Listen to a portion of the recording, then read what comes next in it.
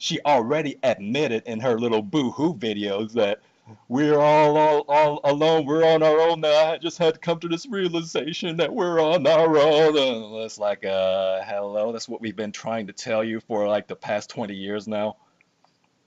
Okay, more accurately or more precisely, probably about the past decade. But this has been long brewing because ever since the nanny state of this whole welfare system and desegregation just made black folk go totally ape crazy and say that, hey, we don't have any restrictions on us anymore, so we can now go to the Woolworths and sit down and drop our dollars and get paid service, even though they don't like it. But hey, somebody convinced them that money has no color but green, so let's go ahead and give the white man all of our money and we're free, we're free, we're free, just, you know. And then suddenly turned around and I was like, oh, the white man put us in the ghetto. They put, I was like, wait a minute, Negro, you put yourself in the ghetto.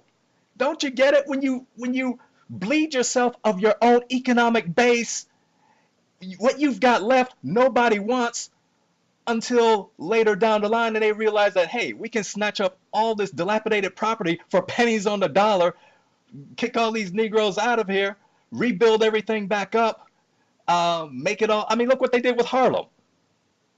Try to find a black person in Harlem anymore.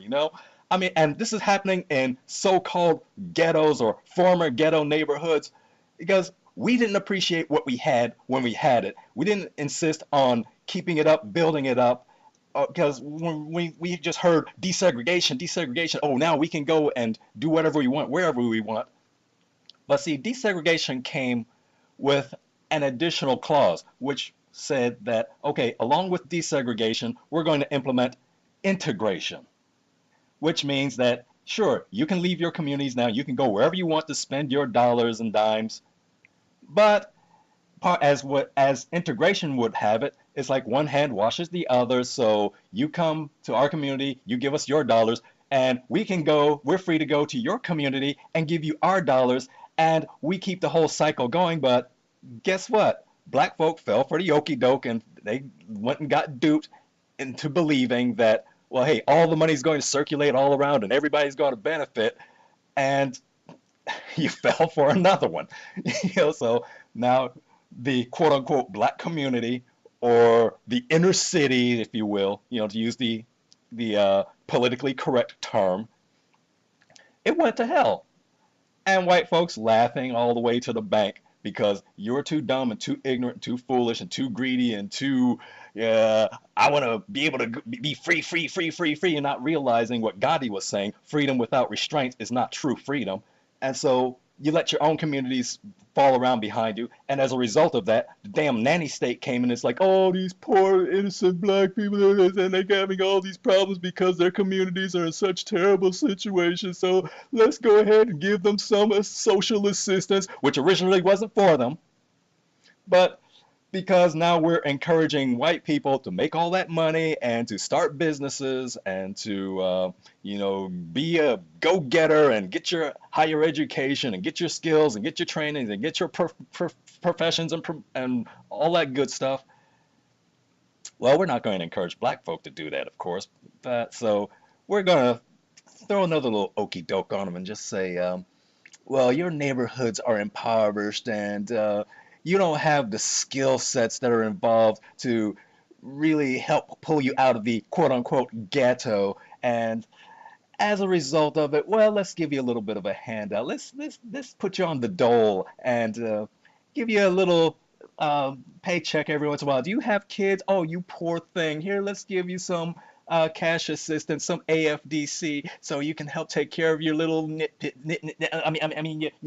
your dear darling little children, and so that they won't have to go hungry, as you say, and so we can just make sure that we institute free lunch program, which is a good program, by the way, for anybody rich or poor. In fact, I was always of the mindset that school lunch program should be free across the board, regardless of your personal income status. But that's neither here nor there. But to try to get back on track, because I know I'm taking the long way around here.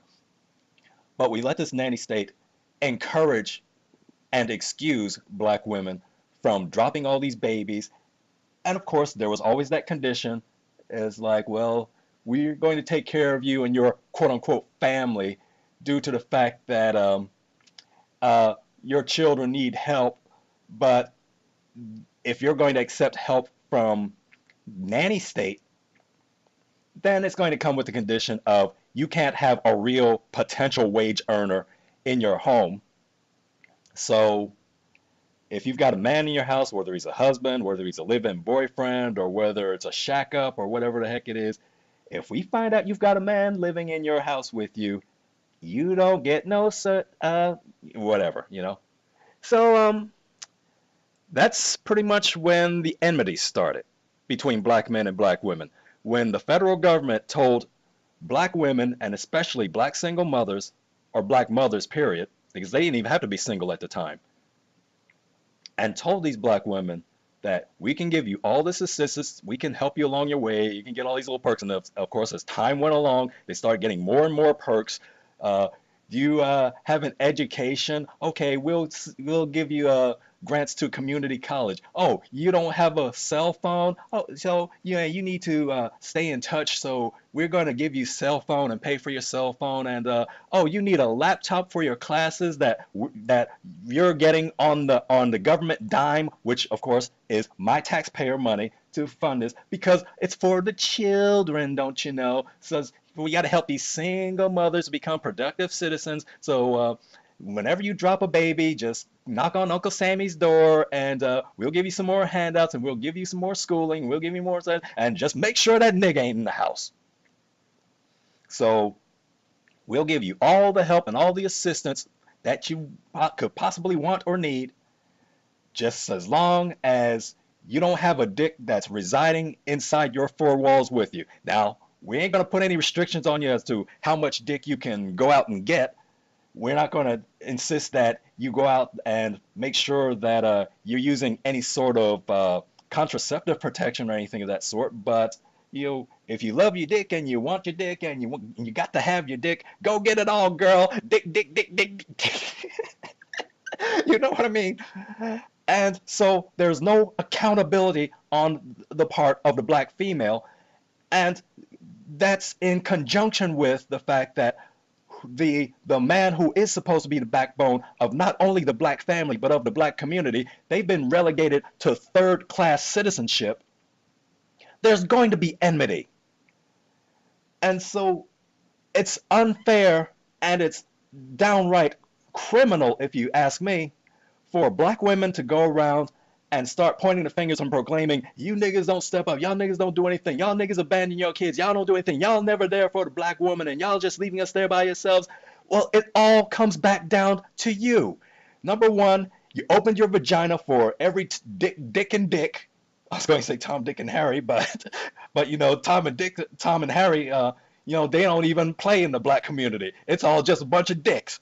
So they play that rule, they get knocked up, they get all this federal assistance, knowing that they're going to get it and qualify for it, knowing that they don't need no man, but they want a man, but because nanny state says you can't have a man, at least not on that level, so they spin it around and try to explain off why they don't have a man by proclaiming, I don't need no man, lying their asses off, knowing damn well exactly what they need to make things work, but because they've gotten locked in this trap, and it's this just endless cycle over and over again, so that the next generation comes up, the sons have no fathers to train them in the ways of being a man.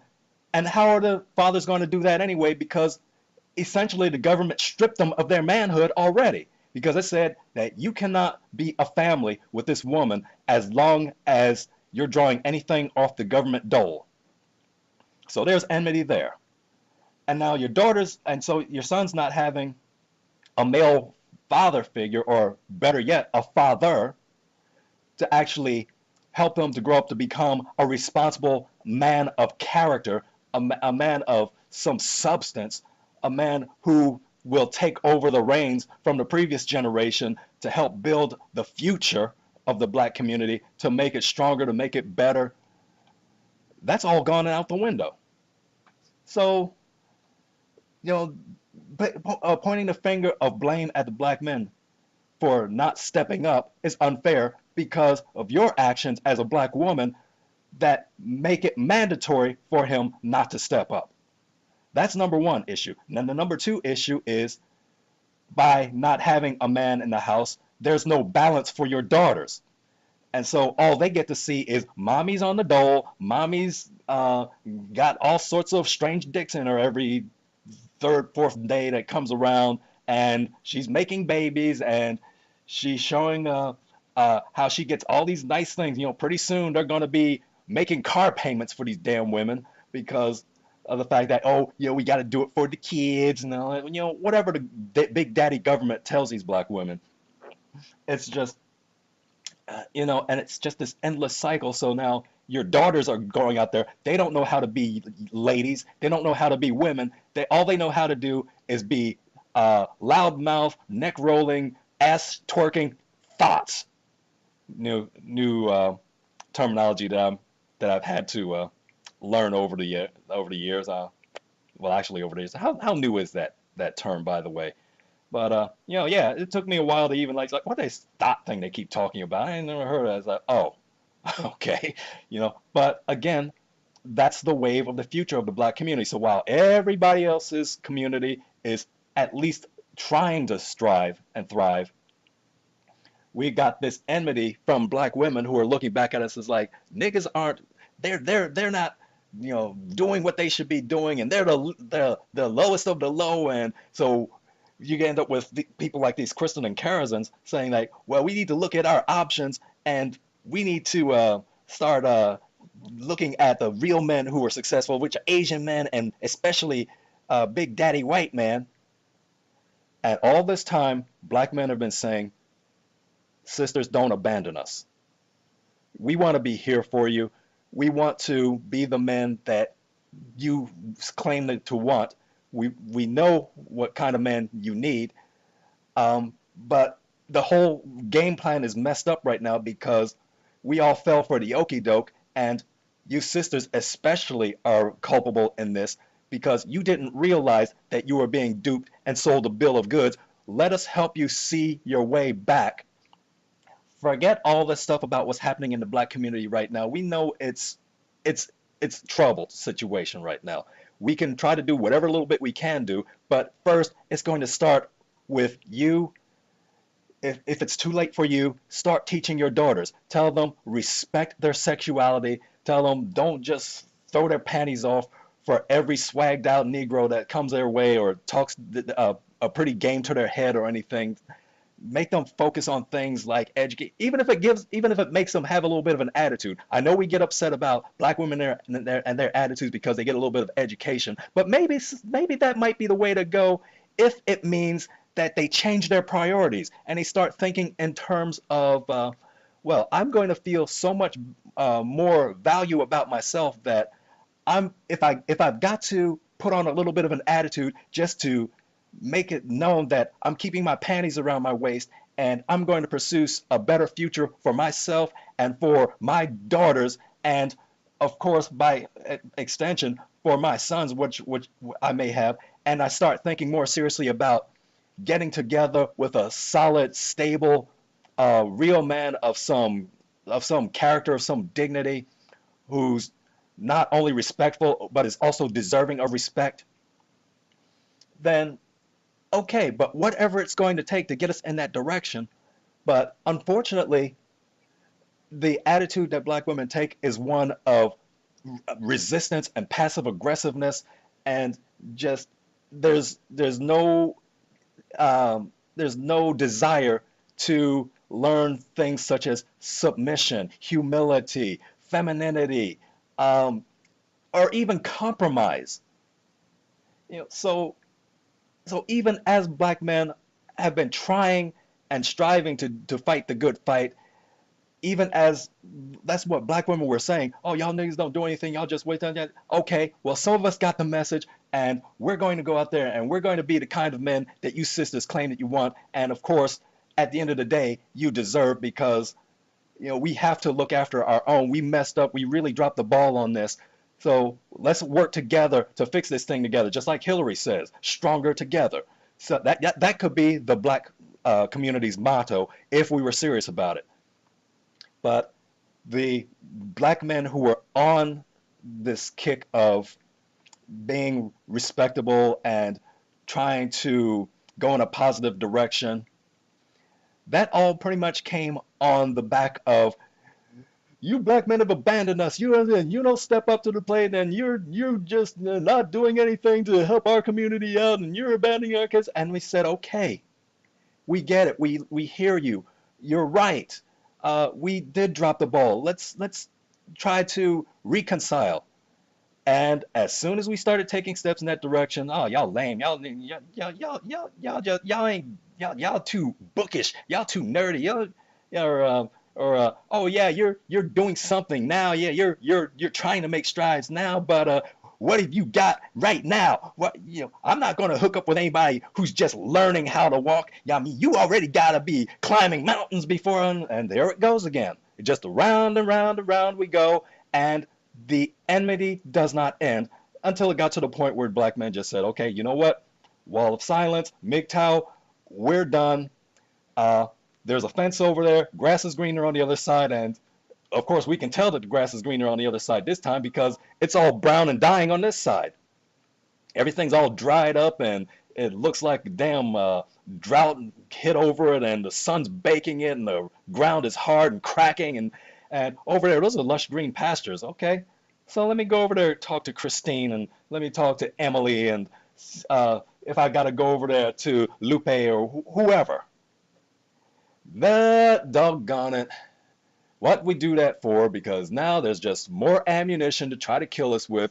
See, anytime a black man gets any kind of money or gets any kind of status or does anything that's positive, and just he should be bringing those resources back to the sisters over here and bringing our community, but he's just chasing after that strawberry pink meat and is abandoning our sisters. And a few of us listen to that cry too, and it's like, okay, let's defend our queens, let's keep it black, let's bring it all back and fix our community because everybody else is fixing their community and everybody else is responsible for their community and they're trying to do good, or some of them are going to the moon, and maybe we can do a little bit of that too with our let's try to fix our. So we tried again and we got rejected again. Same old, oh, you ain't got nothing to show for it, and you're not capable, you don't have the ability to pull us out of this, that, and the other. Okay, just keep on pushing us back over the fence then, until we got sick of the yo-yo game and just said, okay, fine. We get it now. You don't need to explain anymore. We got you. We totally understand now. We don't have to go down this route anymore. You don't want us. We've done anything and everything that we possibly could to try to reconcile with you, to try to fix the damage that was done, which partially was no fault of your own, but which was ultimately also partly your fault because it came with that condition of you get rid of your power base, and your power base, even though you don't want to hear this, is in the penis. The man is the foundation of every community. And in order to keep black folk, quote unquote, in our place, this white racist system just said, okay, we can still give you desegregation and we can still let you move into upscale neighborhoods and yada yada. But so even though we're letting a few of you through the cracks, we still got a plan for the bulk and the majority of you to make sure that you don't get too headstrong and that you don't achieve too much in the way of becoming a threat to our power base.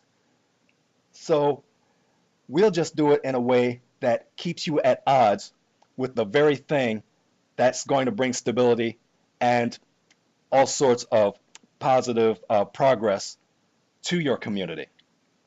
We're going to emasculate your men. And rather than seeing that for the treachery that it was, you bought right into it, and then as a way of escaping accountability for the role that you played in it, then you decided it's like, oh, okay, well, we're just going to throw the blame, all the burden on their shoulders and just say niggas ain't shit, and we're going to leave ourselves without having to answer for anything that's not positive in our community. So it just got to the point now that the black community is either left with the lowlives who had no kind of training whatsoever because they came from broken families, or you're going to have that small segment that just said, hey, as soon as I get out, I'm out for life. If you want to come go around and accuse me of, oh, you want to get out of the hood, you're gonna get out and you're never gonna look back. You're just gonna be one of those cells. It's like, okay, if that's what you want to call me, fine. But you're right. When I get out, I'm not looking back because I see the cesspool that it is and the irreparable position that it's in. It's not worth me trying to fix. I'd much rather start a new black community outside of the ghetto. Let this turn into Escape from New York. But we've got a better path to follow. And if it means that I have to do it with Tomoko or with whoever, okay. Because you weren't there in our corner when we needed you, even though you kept begging for us to come back and to support you and to give you all the... No, all you wanted was the praise. You did not want anything of substance. You just wanted us to worship at your feet. Well, sorry, dear, but relationships and families involve more than just smooching on your feet and buffing your toenails. You have to come to the table with something too. So here's the endless cycle of enmity between black men and black women, to where it got to the point where black men just, the smart black men anyway, let's put it that way. Because even though black women still want to complain about, oh, brothers leaving, they're leaving the black woman, they're leaving the black woman, look at the marital statistics, won't you please? And see that overwhelmingly black men marry black women. As much of a mistake as that may be in a lot of instances, but that's the reality. But see, even when we quote unquote do the right thing by black women in that aspect, we still get crapped on. So how do you win in a situation like that? Well, you don't. So that's why more black men are either turning to fence hopping or they're turning MGTOW and just saying, okay, enough of the game playing. If the black woman doesn't want to be our support and get our back on this and help us make a positive way and to try to pull this whole ship together, then if she's not going to be by our side, we'll either find somebody who will be by our side that doesn't look like her, that doesn't share our culture, that doesn't share our history, or we'll just do it on our own. And we won't worry about anything with a vagina, and we'll just do boy stuff, and we'll just make our way and let the boys reap the rewards of their hard work. Sort of like the old mother hen who will, help me bake this bread.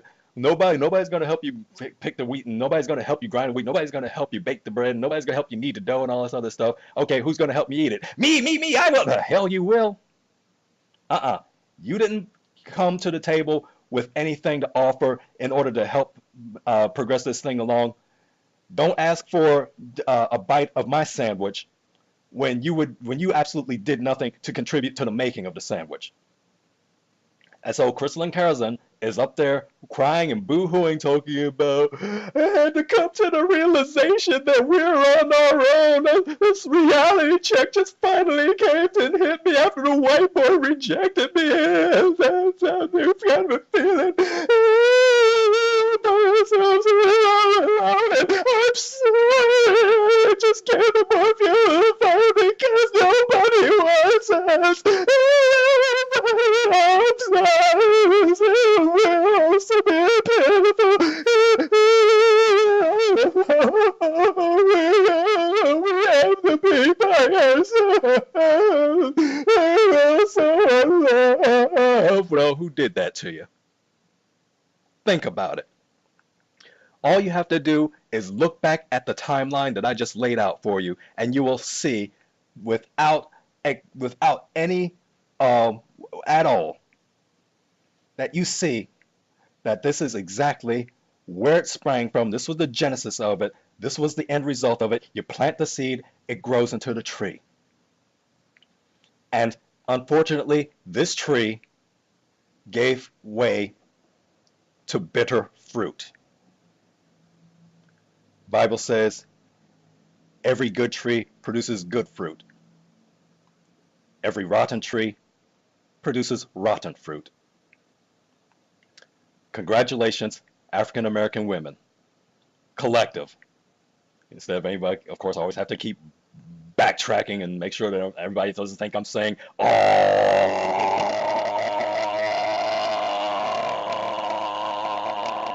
Okay?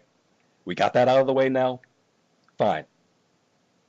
So, the black woman collective,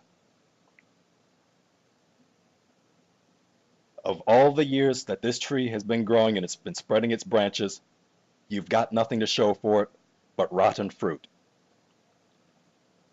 And realizing the position that you're in such a crisis mode that you're ready to make a drastic, desperate switch over in order to try to save face